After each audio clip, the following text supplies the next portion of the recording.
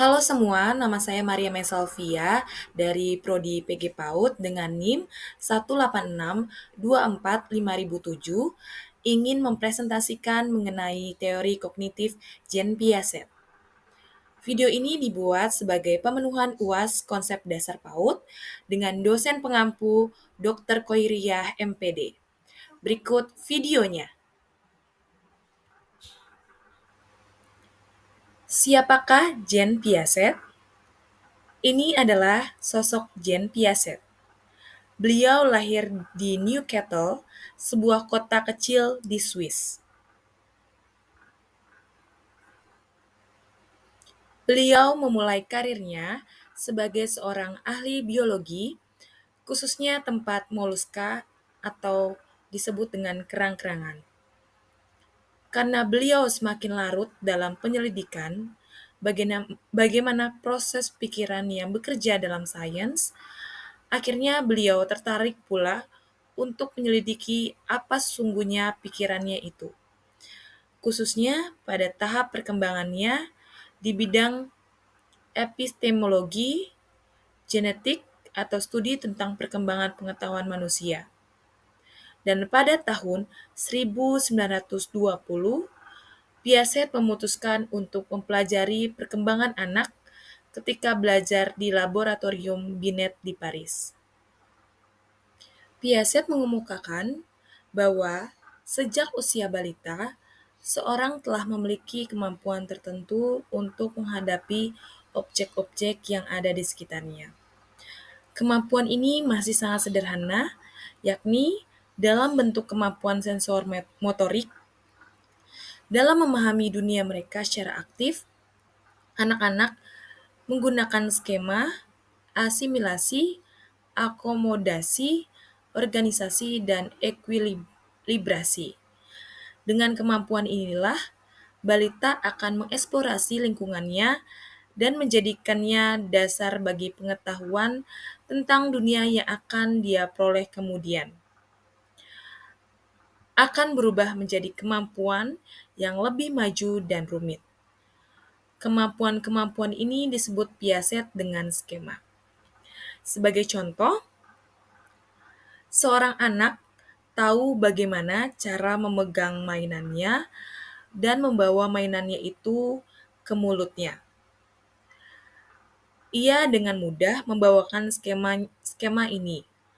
Lalu, ketika ia bertemu dengan benda-benda lain, katakanlah jam tangan ayahnya, ia dengan mudah dapat menerapkan skema, ambil dan bawa ke mulut.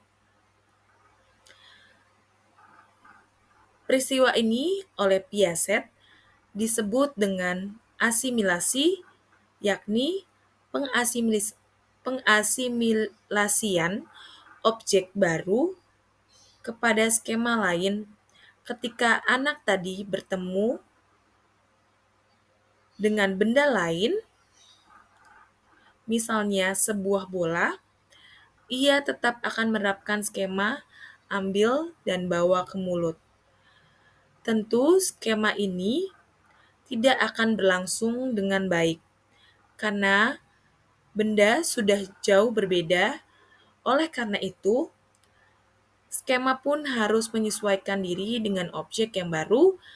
Peristiwa ini disebut akomodasi, yakni pengakomodasian skema lama terhadap objek baru. Berikut ini adalah contoh Jean Piaget mempraktekkan teorinya dengan anak-anak di sekitar lingkungannya.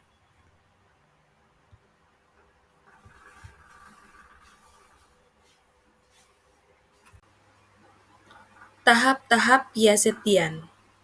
Yang pertama, tahap sensorimotorik dengan usia 0 sampai 2 tahun.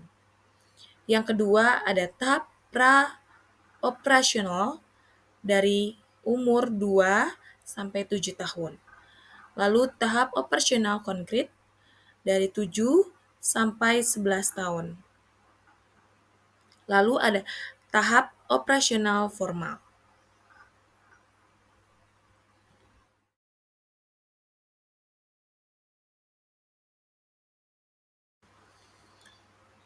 Penjelasan tentang tahap sensori motorik dengan usia 0 sampai 2 tahun.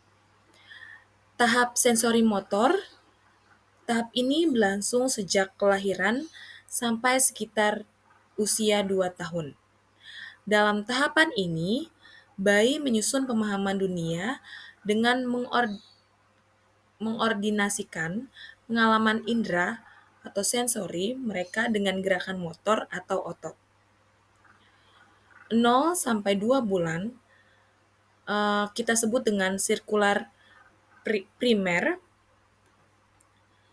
yang artinya pada awal tahap ini bayi memperlihatkan tak lebih dari pola reflektif untuk beradaptasi dengan dunia. Di usia antara 1 sampai 4 bulan, seorang bayi mengandalkan reaksi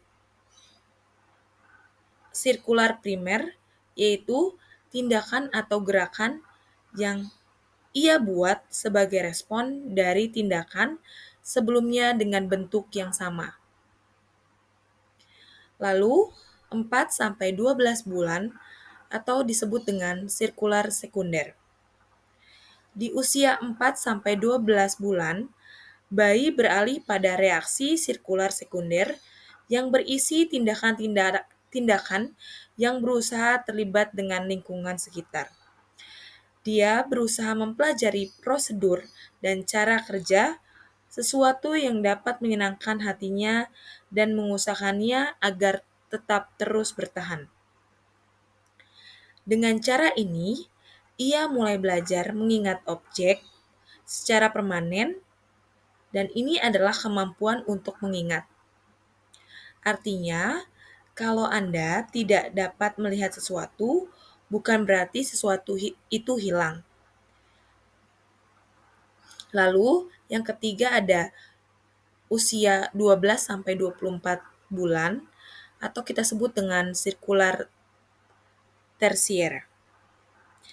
Di usia 12 sampai 24 bulan, anak-anak menggunakan reaksi sirkular tersier, yaitu mempertahankan hal-hal yang menarik akan tetapi dengan variasi yang lebih tetap.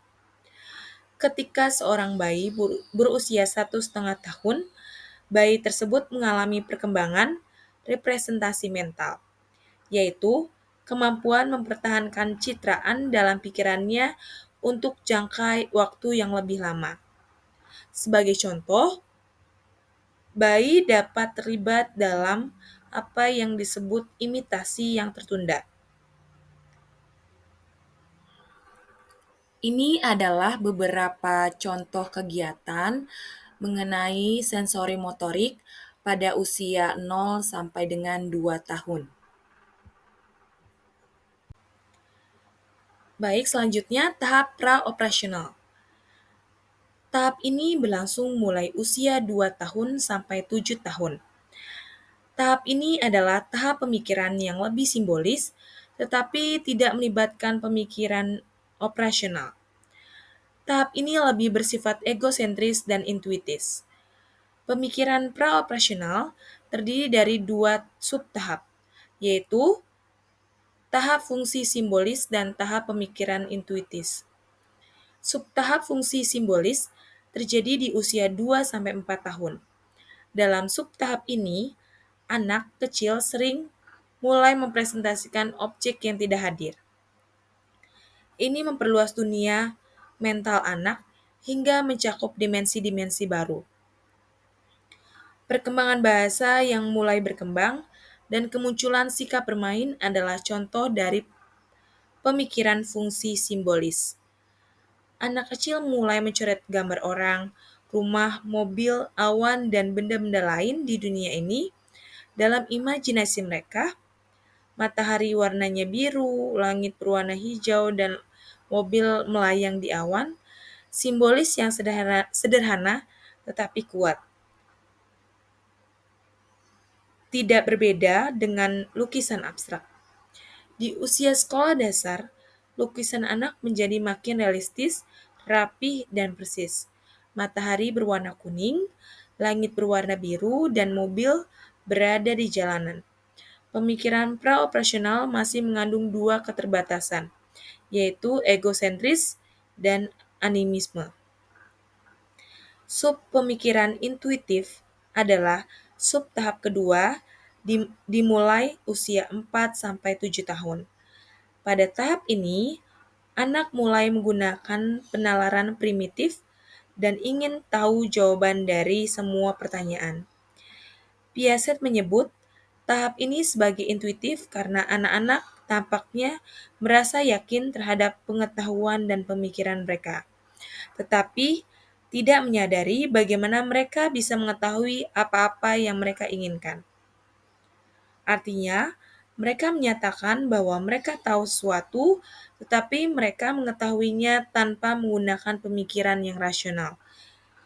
Contohnya, mereka sulit untuk menempatkan benda atau sesuatu ke dalam kategori yang pas.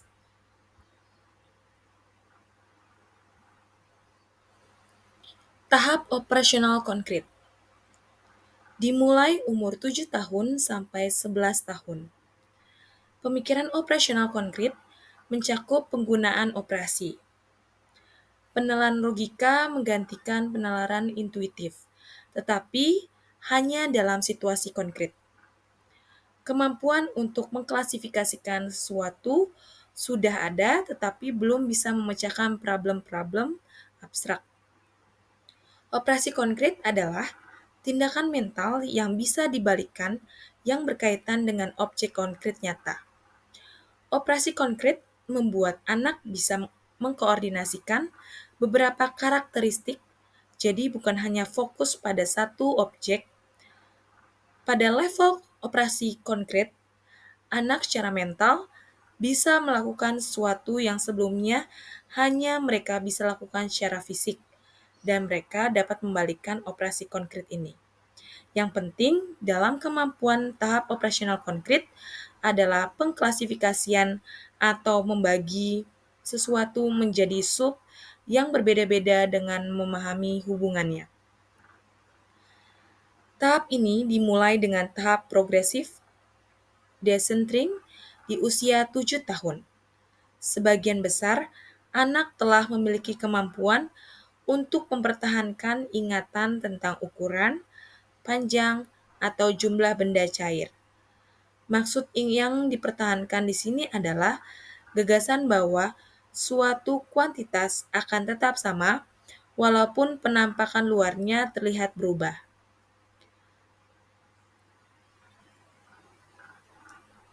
Jika Anda memperlihatkan 4 kelereng dalam sebuah kotak, lalu menyerahkannya di lantai, maka perhatian anak yang masih berada pada tahap praoperasional akan terpusat pada terseraknya kelereng tersebut dan akan percaya jumlahnya bertambah banyak.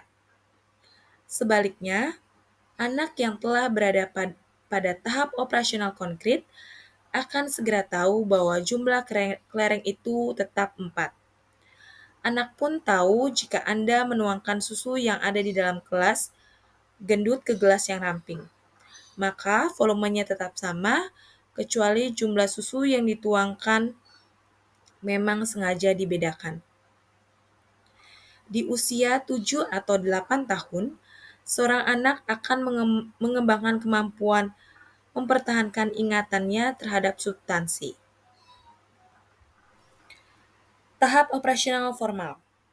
Usia 11-15 tahun. Pada tahap ini, individu sudah mulai memikirkan pengalaman konkret dan memikirkannya secara lebih abstrak, idealis, dan logis. Kualitas abstrak dari pemikiran operasional formal tampak jelas dalam pemecahan problem verbal. Pemikir operasional konkret perlu melihat elemen konkret A, B, dan C untuk menarik kesimpulan logis bahwa jika A sama dengan B dan B sama dengan C, maka A sama dengan C. Sebaliknya, pemikir operasional formal dapat memecahkan persoalan itu walau problem ini hanya disajikan secara verbal.